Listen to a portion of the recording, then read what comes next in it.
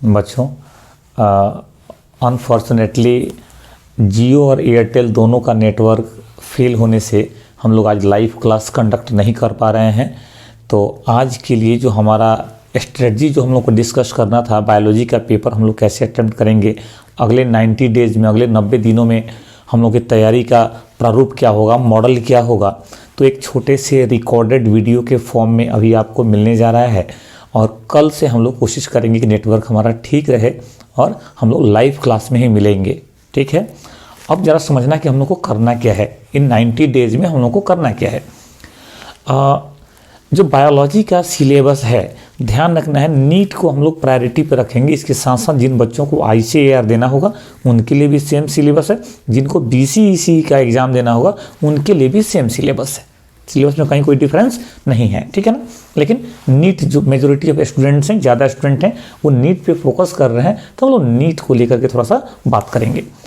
Total जो 720 marks का exam NEET का होने वाला है, उसमें 360 मार्क्स का आपका बायो का पेपर रहने वाला है। इसका मतलब है कि 50% वेटेज बायोलॉजी का है। अब ध्यान क्या देना है, जरा समझना। अब हम लोग के ग्रुप में कई टाइप के स्टूडेंट्स हैं जिनका टारगेट अलग अलग है। कुछ स्टूडेंट्स होंगे जो जिनकी तैयारी पहले से भी ठीक रही है, वो मेहनत कर रहे हैं, वो हमारे साथ जुड़ के भी काम करेंगे और उनका टारगेट रहेगा कि 600 प्लस मार्क्स है, 600 के ऊपर मार्क्स जाए और इससे क्या होगा, उनको MBBS मिलना आसान हो जाएगा। बस समझ आ रहा है ये। लेकिन कई सारे स्टूडेंट्स होंगे जो जिनका प्रिपरेशन अभी 12th दिया है लेकिन प्रिपरेशन उनका एवरेज है, ठीक है, और दिन भी आगे कम है, कुल्ले दे करके 2.5-3 महीने का समय बच रहा है हम लोग के पास। तो ऐसे स्टूडेंट्स को अपने मार्क्स बढ़ाने का कोशिश करना चाहिए। मार्क्स तो सबको बढ़ाना है, ठीक है। अब क्या है कि उसके अकॉर्डिंग, जैसे मान लो कि जिनके मार्क्स 500 के आसपास आते हैं तो उनको कई बार क्या होता है कि गवर्नमेंट कॉलेज जो आयुर्वेदा वगैरह के हैं वो मिल जाते हैं, BDS मिल सकता है, वेटनरी मिल सकता है, बस मेरे तो ये सारे कॉलेजेस जो है वो मिल सकते हैं। कई सारे हमारे में बच्चे ऐसे भी हैं, देखो हम लोग को थोड़ा रियलिस्टिक होना पड़ेगा, नहीं, जो सही चीज़ें हैं उसको फ्लोर पे रखना पड़ेगा। तो कई सारे बच्चे ऐसे भी मिलते हैं मुझे जिनको क्या है कि इतने हाई मार्क्स नहीं लाने, उनका बिल्कुल सतही तैयारी है और उनको प्राइवेट कॉलेज में एडमिशन लेना है। अब प्राइवेट कॉलेज में एडमिशन के लिए भी आपको नीट में मिनिमम कट ऑफ चाहिए और उसके लिए विश्वास मानो, ये बायोलॉजी का पेपर आपका रामबाण है। बस समझ आ रहा है। बायोलॉजी 360 नंबर का है। इसमें अगर आप ठीक ठाक स्कोर कर गए, 325 से 340 के आसपास में का स्कोर हो गया तो बहुत अच्छा हो गया, ठीक है ना। अब बाकी इसके ऊपर जो किसी का स्कोर जाता है 360 में 360 जाता है, वो थोड़ा सा समझ लेना है कि कहीं ना कहीं उनका लक भी फेवर करता है, ठीक है। तो हम लोग कैसे तैयारी करेंगे, जरा समझिएगा। टोटल आपको बायोलॉजी में चैप्टर कितने पढ़ने हैं अब ये बताने का जरूरत कम है, फिर भी मैं बता रहा हूं। आप उम्मीद करता हूं कि आप या तो 12th पास आउट स्टूडेंट होंगे, 12th पास कर गए होंगे, रिपीट कर रहे होंगे नीट के लिए, या फिर 12th के एग्जाम दिए हैं या फिर CBSE बोर्ड के हैं तो देने वाले हैं, ठीक है ना। अब देखना जरा सा, टर्म 1 हो गया है, टर्म 2 के लिए अब देखो जरा सा। अगर हम लोग बायोलॉजी के सिलेबस को देखें तो NCERT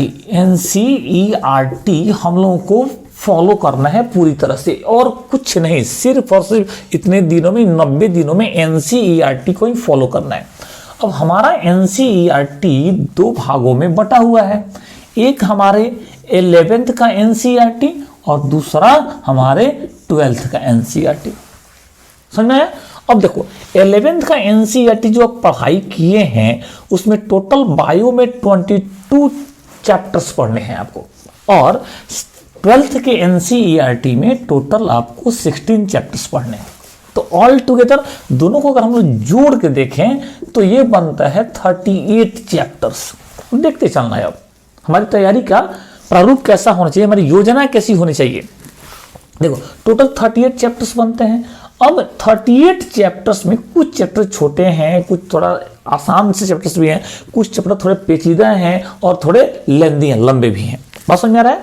अपने पास कुल कितना टाइम हो रहा है, लगभग 90 दिन। ये फिक्स नहीं लेकिन लगभग हम लेके चल रहे हैं 90 दिन। अब सोच के देखो, अगर इसको हम लोग 38 से डिवाइड करें, देख रहे हैं ना, तो हर पेपर के लिए 3 डेज भी नहीं बन, हर चैप्टर के लिए 3 दिन भी नहीं बन रहा है। समझ रहा है। इसका मतलब क्या है, आपको बहुत स्पीड से तैयारी करना पड़ेगा। इसमें रिवीजन भी करना है, सब करना है, आपको टेस्ट भी देने हैं, ठीक है ना। तो कहने का मतलब है कि आपका स्पीड बहुत होना चाहिए। अब जरा समझिएगा, अब अगर पूरी तरह से मैं जैसे क्लासरूम में आराम आराम से फाउंडेशन कोर्स में चलता हूं, अगर वैसे चलता रहा तब तो मुश्किल है भाई। जहां 2 साल का सिलेबस है उसको 3 महीने में कैसे पूरा किया जाएगा? बात समझ आ रही है? तो आपको ये सोच के चलना है कि आप खाली नहीं हैं, आप ऐसे नहीं है कि आपको कुछ आता ही नहीं है। आपने पढ़ाई की है, आपने 2 साल 3 साल जो रिपीटर्स हैं उनके लिए आपने पढ़ाई की है। अब क्या करना है, मेरे साथ आपको रैपिड रिवीजन करना है, तेजी से रिवाइज करना है, ठीक है ना। और तेजी से रिवाइज करेंगे तो उससे क्या होगा कि आपकी जो गलतियां हैं, आपका जो वीक पॉइंट है, जहां जहां पे आप कमजोर हैं, वो आपको पता चलेगा। उन पर थोड़ा ध्यान दे देना है, उनको अच्छे से कर लेना है। अपने जो रिसोर्सेस है, कहां से पढ़ेंगे, उनको सीमित करना है। और फैलना नहीं है, उनको सीमित रखना है और सीमित करके उन्हीं को बार बार बार बार करना है। 10 बुक हम लोग पढ़ेंगे, हमारा टाइम खराब हो जाएगा। एक बुक को 10 बार पढ़ेंगे, ध्यान रखना, हमारा स्कोर बढ़ जाएगा, हमारा मार्क्स बढ़ जाएगा एग्जाम में। बात समझ आ रहा है? तो सुनना, अब क्या है कि हमारे पास जो है हर चैप्टर के लिए 2 से 3 दिन एवरेज मिलने वाला है, कुछ में 2 दिन, कुछ में 3 दिन, ठीक है ना। तो इसमें हम लोग क्या करेंगे, हम लोग बुक के नाम पे एक ही बुक रखेंगे और वो होगा 11th और 12th का NCERT। अच्छी बात यह है कि लास्ट 3-4 ईयर से जब से NTA एग्जाम लेने लगा है नीट का, तब से ऑलमोस्ट लगभग सारे क्वेश्चन कहां से आते हैं, NCERT से ही आते हैं। तो ये बहुत अच्छी बात है। तो फिर हम लोग इधर उधर क्यों घूमें, इधर उधर के मटेरियल पे क्यों फोकस करें, हम लोग क्यों नहीं अपने समय का सदुपयोग करें और NCERT के ही पीछे पड़ जाएं इतने दिनों में, ठीक है ना। अब देखना, अब मेरे साथ क्या है, आप मेरे साथ जो प्रिपरेशन करेंगे उसमें आपको क्या फायदा है। देखो जरा सा, एक तो मैं आपका गाइड बन जाऊंगा, आप जो भटकाव की स्थिति है उससे बच जाएंगे। नहीं, इन दिनों में आप मेरे साथ साथ रहेंगे तो मैं आपको बताऊंगा कि आज कौन सा टॉपिक पढ़ना है, कितना पढ़ना है, कहां तक NCERT में जाना है, तो उतना आप करते जाएंगे। बात समझ है? उतना आप करते जाएंगे तो इससे क्या होगा कि आपका टाइम जो है वो फ्रूटफुली यूज होगा, आपके समय का सदुपयोग होगा, ठीक है। और आपके पूरे सिलेबस को आपको 11th और 12th बांट के नहीं पढ़ना है, अब पूरे सिलेबस को आपको एक बराबर निगाह से देखना है, ठीक है ना। तो मैंने क्या किया है, आपके पूरे सिलेबस को 4 ग्रुप में बांट दिया है। आपके पूरे सिलेबस को 11 और 12 मिला करके उसको 4 ग्रुप में बांट दिया है। देखना, हमने बोला कि हम लोग क्या किए हैं, group 1, group 2, group 3 and group 4। ये 4 ग्रुप्स में हमने क्या किया, आपके सिलेबस को बांट दिया है। इसमें ग्रुप 1 में क्या रखा है, तो ग्रुप 1 में हम लोग रखे हैं सेल बायोलॉजी को, सेल बायोलॉजी को। बात समझ आ रहा है? और सेल बायोलॉजी के साथ साथ हम लोगों ने रखा है जेनेटिक्स को, ठीक है। और इन्हीं के साथ हम लोगों ने जोड़ दिया है बायोटेक्नोलॉजी को भी, बायोटेक को। बात समझ आ रहा है? तो ग्रुप आपका एक काफी लेंदी हो गया ना, सेल बायोलॉजी अपने आप में 3 चैप्टर्स, जेनेटिक्स 3 चैप्टर्स और बायोटेक्नोलॉजी के 2 चैप्टर्स, तो ऑल टुगेदर ये हो गया 8 चैप्टर का एक ग्रुप, ठीक है। 8 चैप्टर यहां पे देखने हैं हम लोग को। अब आते हैं, देखते हैं कि ग्रुप 2 में हम लोग क्या रखे हैं। ग्रुप 2 में हम लोगों ने क्या किया है कि हम लोगों ने रख दिया है प्लांट टिश्यू को, प्लांट टिश्यू को, ठीक है ना। और किसको, तो प्लांट फिजियोलॉजी को, प्लांट फिजियोलॉजी को, ठीक है। अब प्लांट टिश्यू ये एक चैप्टर और प्लांट फिजियोलॉजी के 5 चैप्टर्स, तो टोटल 6 चैप्टर का 6 चैप्टर्स का ये हमारा एक सेकंड ग्रुप बन के तैयार हो गया है, ठीक है ना। ग्रुप 3 को अगर देखते हो तो यहां पे हम लोगों ने क्या रखा, animal tissues plus human physiology. Animal physiology मत बोलो, इसको कहना है हम लोगों को ह्यूमन फिजियोलॉजी, ह्यूमन फिजियोलॉजी। ये हमारा बना, बोलो, 3rd ग्रुप। यहां पर क्या है, तो एनिमल टिश्यू का एक चैप्टर, स्ट्रक्चरल ऑर्गेनाइजेशन इन एनिमल्स, और ह्यूमन फिजियोलॉजी के 7 चैप्टर्स, तो ये भी टोटल कितने का बन गया, 8 चैप्टर्स का एक बड़ा ग्रुप बन गया। अब ग्रुप 4 में आते हैं, तो जितना बच गया सबको ग्रुप 4 में रख देंगे, बात समझ आ रहा है? क्या क्या ग्रुप फॉर्म करेंगे हम लोग? इंट्रोडक्शन से लेकर के लिविंग वर्ल्ड से लेकर के लिविंग वर्ल्ड 11th में पढ़ना था। बायोलॉजिकल क्लासिफिकेशन नहीं, बायोलॉजिकल क्लासिफिकेशन देखो, plus animal kingdom, plant kingdom, ये सब बायोडाइवर्सिटी इसको बोल सकते हैं हम लोग।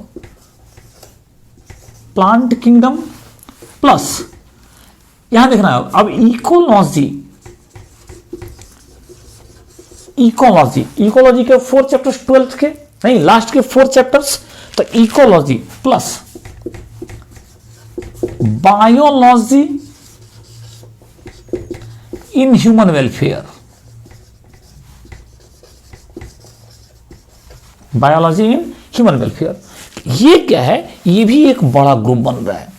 तो सिमिलर टाइप के बहुत सारे जो चैप्टर्स हैं उनको एक साथ रख करके हम लोगों ने एक ग्रुप बनाने का कोशिश किया है। ठीक है, तो हम लोग क्या करेंगे कि इन 4 ग्रुप्स में डिवाइड करके ही हम लोग अपने सिलेबस को कवर करेंगे।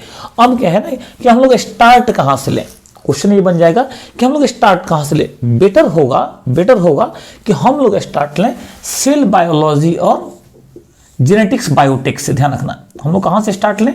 Cell biology, genetics and biotech से। इससे क्या फायदा हो जाएगा बताओ? इससे फायदा हो जाएगा कि हम लोग जो पिछले साल का एग्जाम था वहां पे बायोटेक से बहुत सारे क्वेश्चन थे, तो जेनेटिक्स, सेल बायोलॉजी, बायोटेक्नोलॉजी, ये सारा कुछ आपका क्या हो जाएगा ना, एक साथ कवर हो जाएगा। इसके बाद से सेकंड ग्रुप हम लोग कौन सा रखेंगे अपने स्टडी के लिए? हम लोग इनको टारगेट कर लेंगे। देखो, living world, biological classification, animal kingdom, plant kingdom, ecology, biology in human welfare, हम लोग इनको टारगेट कर लेंगे। ठीक है, एक बड़ा ग्रुप है। और तब इसके बाद से फिर plant tissue, plant physiology, animal tissue, animal physiology. तो इस तरह से करके हमारे जो 38 चैप्टर्स हैं वो कवर होंगे। ठीक है, मैं डेली आपको एक टारगेट दूंगा, आप उतना क्या करेंगे? आप उतना एनसीईआरटी से कवर करेंगे, फिर मैं तेजी से उसको यहां पर कवर कराऊंगा, मेरे साथ आप कवर करेंगे, क्वेश्चन सॉल्व करेंगे। ठीक है, क्वेश्चन कहां से सॉल्व करेंगे? अब ये क्वेश्चन हो गया कि क्वेश्चन कहां से सॉल्व करेंगे हम लोग, तो ये तो एनसीईआरटी से पढ़ेंगे, ये हो गया। क्वेश्चन कहां से सॉल्व करेंगे? तो क्वेश्चन सॉल्व करेंगे आप, ध्यान रखिएगा, एक एमटीजी का बुक आता है, ठीक है ना, फिंगर टिप्स करके, बायोलॉजी फिंगर टिप्स करके, आप वहां से क्या करिएगा कि एनसीईआरटी बेस्ड है वो, वहां से क्वेश्चन सॉल्व करिएगा। और अगर आपके पास प्रीवियस ईयर का क्वेश्चन बैंक है, क्वेश्चन बैंक रखिएगा, रिलेटेड जो भी चैप्टर है उसका क्वेश्चन आप कहां से करेंगे? उस क्वेश्चन बैंक से करेंगे। तो इस तरह से क्या हो जाएगा कि आपके टाइम का बेस्ट यूज होगा और आप बायोलॉजी को ठीक से तैयार कर पाएंगे। ये ध्यान रखना, सिर्फ बायोलॉजी ही नहीं पढ़ना है आपको फिजिक्स भी पढ़ना है, आपको केमिस्ट्री भी पढ़ना है। तीनों सब्जेक्ट्स के लिए आपको बराबर टाइम देना है। ठीक है, तीनों सब्जेक्ट्स को बराबर समय देना है, अच्छे से पढ़ना है और विश्वास मन में रखना है। ठीक है, कि हम ही हैं जो इस बार पास करेंगे। बात समझ में आ रहा है? खूब जी जान लगा करके मेहनत करके भिड़ जाइए, एक टारगेट बना लीजिए। ठीक है ना, चीजों को अपने साथ रख लीजिए, व्यवस्थित कर लीजिए। कल से हम शुरू करेंगे, कहां से स्टार्ट करेंगे बताओ? सेल से स्टार्ट करेंगे। ठीक है ना, आज का मैं टारगेट आपको दे देता हूं इस वीडियो लेक्चर में। आज का टारगेट आपका है कि आप क्या करेंगे? सेल में सेल इंट्रोडक्शन से लेकर के और जितने भी डबल मेम्ब्रेन बाउंड, दोहरी झिल्ली युक्त double membrane bound cell organelle हैं, single membrane bound cell organelle हैं, उन सब को देख जाइए।